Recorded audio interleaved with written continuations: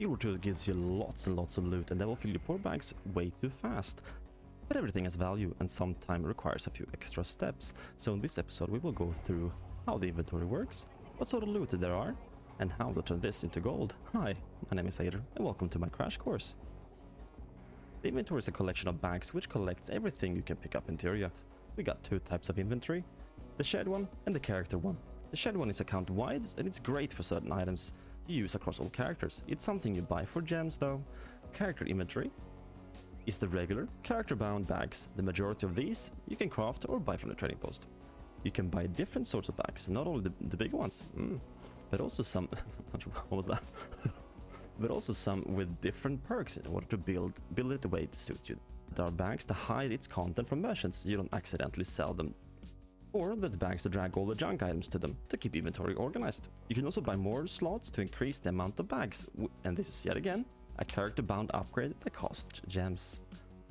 Look on top right, you can find a beautiful button called Deposit Crafting Materials. This will do as it says and send the crafting materials to a separate account-wide bank so you won't take an unnecessary space in your bag. You can find the collected crafting materials from your bank or any crafting station. Loot is something we gamers love and hate at the same time. The key factor is its rarity. It ranges from junk item all the way up to legendary. What you will most commonly find on your journey are the junk, the basic, the fine, the masterwork, the rare and the exotics, maybe an ascended once every full moon. On top of the rarities, there are way too many types of loot that there's just simply too much to cover, but broadly speaking, you will find junk items, equipment upgrades, and crafting materials. And trophies, also trophies. Not that you want them, but they're there too. So knowing all of this, what do you do with it? Firstly, the junk. Sell it to the closest merchant, it doesn't matter who, the prices will be the same. The equipment you get on your journey that you don't need, you will salvage. And salvage kits is something you buy from merchants, such as those next to crafting stations. These are consumables, so bring a couple on your journey, get the highest one that you can. There are unlimited salvage kits, but you guessed it, gem store. This will however give you plenty of crafting materials covering yet again up your inventory, so don't forget to use the button that we mentioned earlier. The unit gear is something you get when you get close to level 80 and beyond. These are something that you can identify or by consuming them for not so good stuff, more than 20 silver. Sell anything else you can salvage for more material. And if you're really lucky, you can get something like a precursor, but don't expect it. It took me 10 years.